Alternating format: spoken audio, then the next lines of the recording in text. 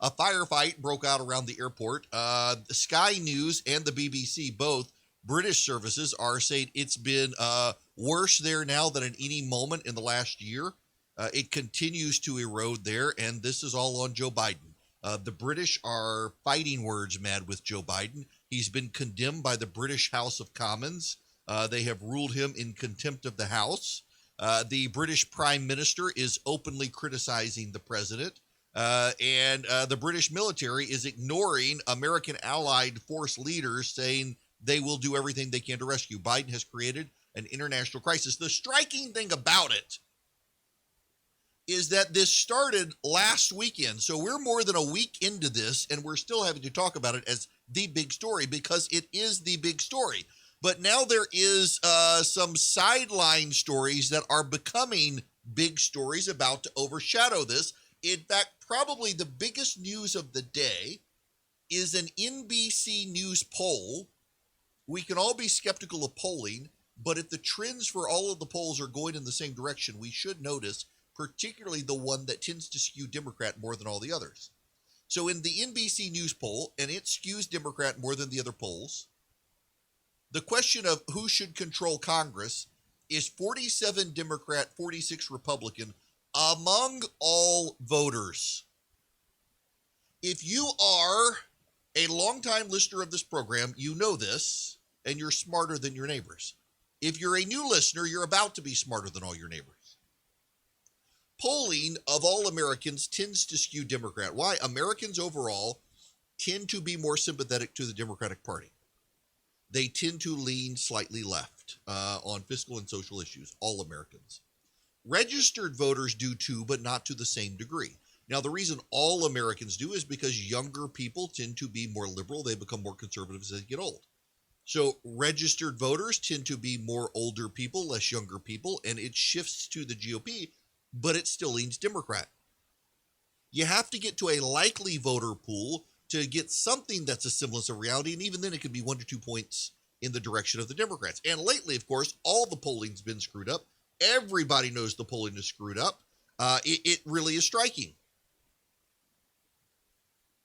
And so when you have an NBC News poll of all voters, that is all registered voters, that leans Democrat by 4 points, you've got a plus or minus, I think, 2.9% margin of error, and the Democrats and Republicans are tied. That means a majority of Americans want the Republicans in control of the House of Representatives. In fact, Harriet Hinton at CNN has this.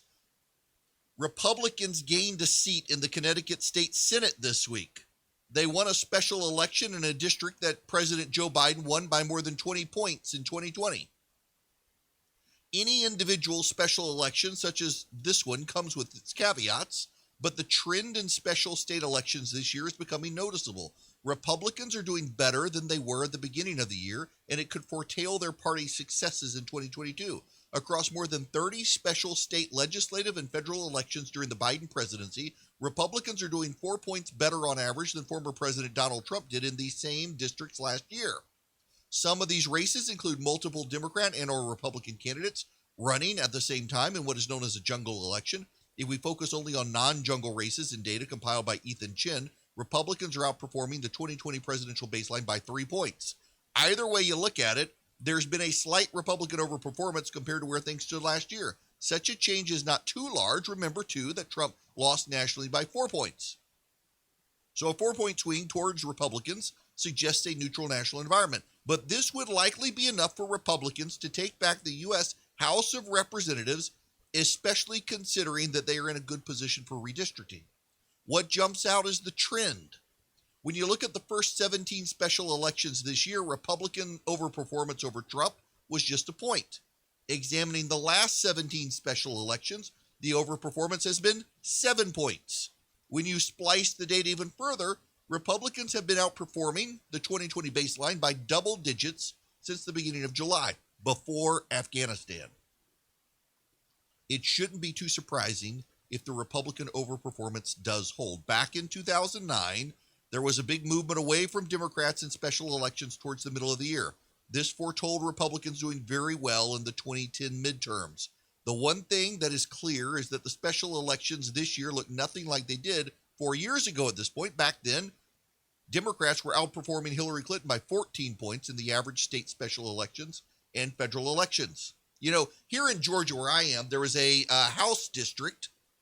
It leans Republican barely. Trump barely won it. It's in a part of the state of Georgia, Cobb County, that is trending towards the Democrats. And Kelly Loeffler, the former senator here in Georgia, who lost the runoff when Republicans didn't show up in January, she formed an outside group to essentially do what Stacey Abrams does. And her group went into that district, poured in resources on targeting voters. The candidate did as well. The Republicans did as well, and the candidate swept into office. But it's not just here in Georgia. It's happening around the country, from Texas to New England. Republicans are winning special elections. And importantly, they're winning by high margins in swing districts, which is special elections. You can't take any special election and interpret anything. But you can certainly take the pattern of special elections total and say something is happening that is not good for the Democrats. In fact, the polling is cratering for Joe Biden. In that NBC News poll that is hostile to the GOP generally, Joe Biden's popularity has cratered 8 points in the last week. For the first time in his presidency, Joe Biden is his negatives are above his positives in the Real Clear Politics polling average, which is a more reliable indicator of the state of things than any individual poll. And now there's this. This is from the New York Times. When the New York Times is reporting this, when Reed Epstein is reporting this, he is a very good political reporter of the New York Times. When Reed Epstein has his name on the byline, along with Annie Carney and Lisa Lerner, there's a problem for the Democrats. Here's the headline. As Biden faces a political crisis, his party looks on in alarm. Democrats fear that if the pandemic or the situation in Afghanistan continues to worsen, their party may lose the confidence of the moderate swing voters who lifted it to victory in 2020. That's the subtitle. It gets worse. With President Biden facing a political crisis that has shaken his standing in his party, Democrats across the country are increasingly worried about their ability to maintain power in Washington as his administration struggles to defend its chaotic withdrawal from Afghanistan and staunch resurgence of a pandemic that appeared to be waning weeks ago. While Americans watched devastating screens of mayhem at the Kabul airport and ascendant Taliban forces last week, the steady drumbeat of bipartisan criticism left many Democrats frustrated and dismayed at a White House they viewed as having fumbled the end of the country's longest war on multiple fronts. Now, I'm going to skip down to this nugget, this gem. Interviews with more than 40 Democrats, lawmakers, strategists, and party officials show a White House at a pivot point. If the virus continues to worsen or the situation in Afghanistan deteriorates further, many of the president's allies fear he will lose the confidence of the moderate swing voters who lifted his party to victory in 2020. Already, Democrats in battleground districts have been sounding alarms that the party needs to become more aggressive with their messaging, particularly on the economy and efforts to combat the surge in coronavirus. There are plenty of other reasons for Democrats to be worried. Historically, the president's party loses seats in the midterm elections, and the Republican advantage in redistricting has only increased those odds. For many establishment Democrats, the Taliban's rapid seizure of Afghanistan was the first time during Biden's administration they found themselves creating any daylight between themselves and the president. I consider Afghanistan a boneheaded mistake, unforced error, said David Walters, a former Oklahoma governor, who is now a member of the Democratic National Committee's Executive Committee. There's no real excuse. It was morally and politically a disaster and just bad policy. Now, I skipped over something here. First of all, notice they say if they don't change, they're going to be hurt with moderate independent voters. They already are being hurt. But I skipped over something. I read it to you. I don't know how many of you caught it. I'm going to go back to the very first sentence, and it subtly gives away the entire game of just how bad Joe Biden's problems are. With President Biden facing a political crisis that has shaken his standing in his party, Democrats across the country are increasingly worried about their ability to maintain power in Washington as his administration struggles to defend its chaotic withdrawal from Afghanistan and staunch a resurgent pandemic that appeared to be waning only weeks ago. That's one whole sentence. The entire paragraph is one sentence. Let me go back to the first clause, just the first clause, before the first comma. When President Biden, with President Biden, facing a political crisis that has shaken his standing where? In his party.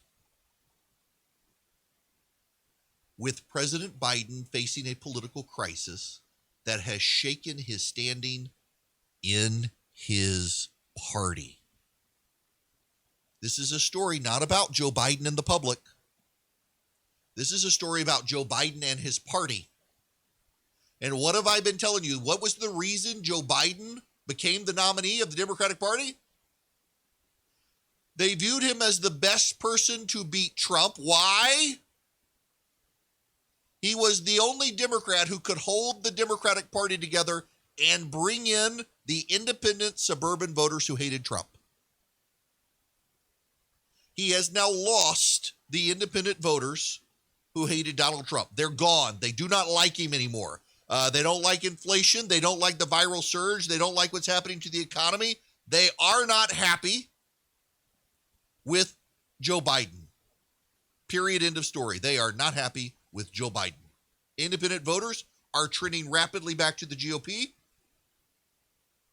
Joe Biden's approval rating based on polling, it depends on which poll you look at. Consider the NBC News Wall Street Journal poll. Again, one of the most favorable to Joe Biden, has his approval up 2 rather. Reuters Ipsos has him down 3. Rasmussen has him down 7, but they're one of the worst pollsters in America. You got Reuters Ipsos has him down 3. NBC News has him up 2. Economist YouGov has him tied. All of the polls, all of the polling has Joe Biden negative on Afghanistan and tied or negative on the economy. There's no way moving forward for Joe Biden right now. Again, the New York Times, their lead story on this is about Joe Biden standing in his party. And if Joe Biden is not standing in the party, standing in the void, there's no one there. The Democratic Party craters. They break up. They play the blame game. Their hero, Andrew Cuomo, is at this moment while I am talking, announcing his departure and will leave the scene, leaving his dog behind apparently at the governor's mansion. There's no one in the Democratic Party right now who can unite it except Joe Biden, and now the Democrats themselves are turning on him. Good news for the GOP, and honestly, good news for the country if the Republicans get back in charge.